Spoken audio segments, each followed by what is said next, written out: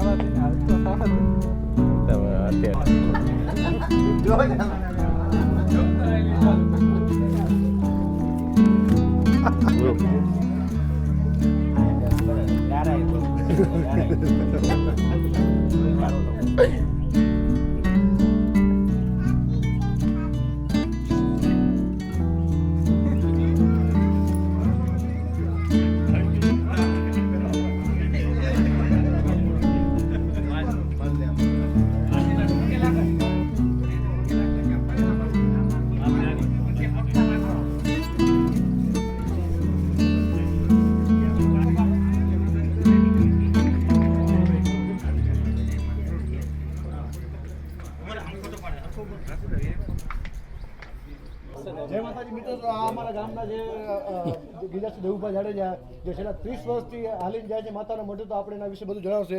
જય માતાજી. જય માતાજી. તો અમને જણાવો, તમે આટલા વર્ષથી તમે જાઓ છો, તમારી આટલી મોટી ઉંમરે છે, બધું બધાને ખબર એ અત્યારે હું તો વારંવાર કહું છું અને પાછો કહેતો રહીશ, એ માતાજીની કૃપા હોય તો જ આ વસ્તુ શક્ય છે. બાકી નહીં તો તમને કહું 78 વર્ષની ઉંમરે હાલવું, અહીંથી કિલોમીટર હાલવું એ પણ અશક્ય છે. પણ એની અસીમ કૃપા હોય તો જ આ પદયાત્રા થઈ શકે છે. અને મા પાસે હું જઈને એ જ એના ચરણોમાં જઈને માંગણી કરું છું કે મને દર વર્ષે અહીંથી હાલીને આવવું અને હાલી પગપાળા પ્રવાસ કરી અને તમારા ચરણોમાં શીશ ઝુકાવવું, એ જ મારી અંતિમ ઈચ્છા છે. અતિ સુખી છું, ખૂબ આનંદ અનુભવું છું. બધા ભાઈબંધ દોસ્તારો પણ મને ખૂબ હૂંફ આપે છે.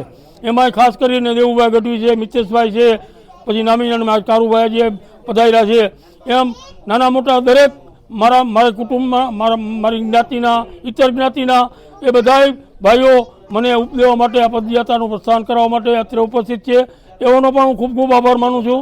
બીજું કે આવીને આવી યાત્રા મને કાયમ માટે માતાજી શક્તિ આપે, જીવું ત્યાં સુધી, એવી માતાજીને હું પ્રાર્થના કરું છું.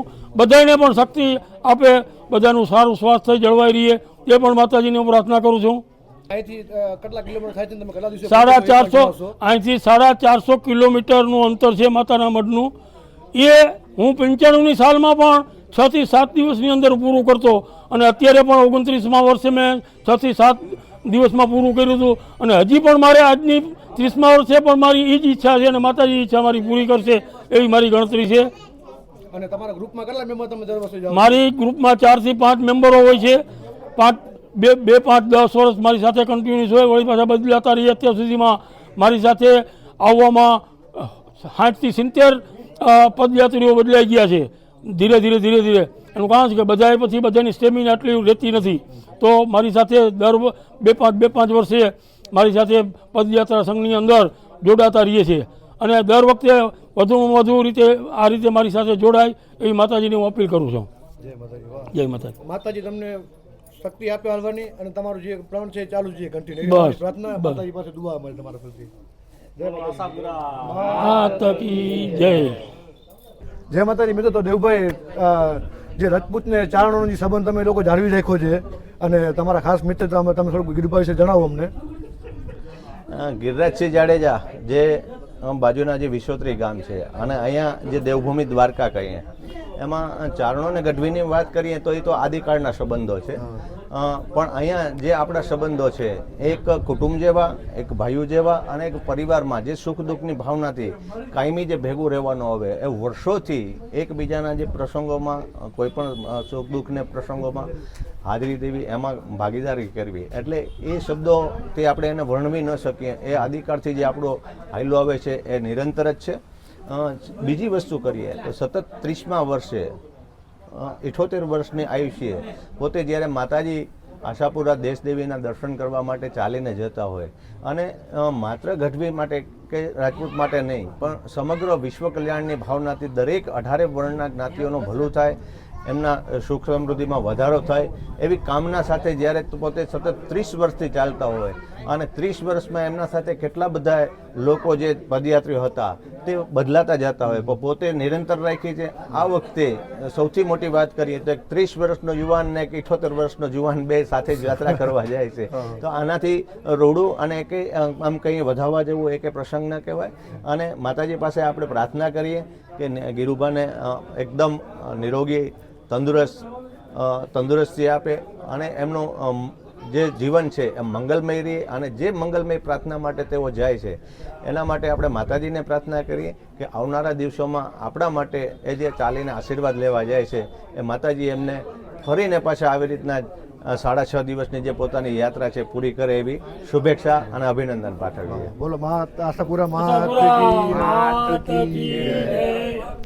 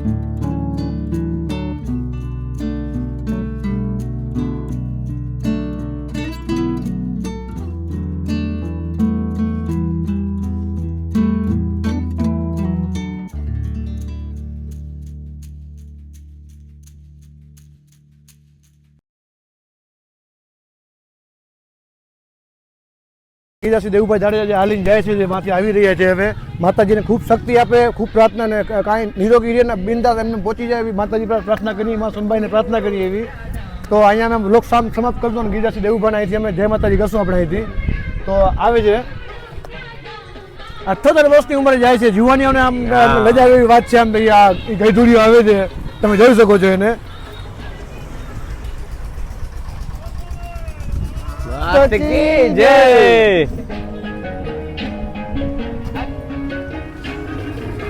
માફ બાપુ આવી ગયા મોડા થઈ ગયા સેનગીરી લાવો પકડી રાખો લાવો કાઢો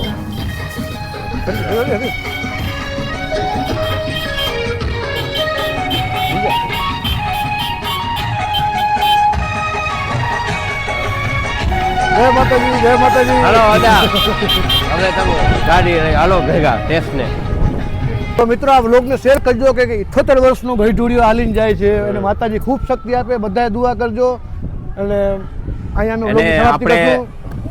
આપણે ક્ષત્રિય સમાજનું ગૌરવ કહેવાય કે આ ઉંમરે એ અત્યારે પગયાત્રા કરે છે અને આપણા માટે ગૌરવની વાત છે કે અમારા તો ક્રિકેટના ગુરુ છે અમે તો બહુ અને અમે ભેગા રમ્યા ખંભાળીયાનો અમને એક એનો સહારો છે એટલે અમે પ્રાર્થના કરી છે માં ભગવતી આગળ માં સોનલ આશાપુર આગળ પ્રાર્થના કરી છે એનું આયુષ્ય લાંબુ કરે અને નિરોગી એને રાખે. નિરોગી રાખે અને એની યાત્રા સફળ અને થાય એવી આમ અમે હસતા પ્રાર્થના જ રહીએ કરીએ બસ. છીએ જય માતાજી. જય માતાજી.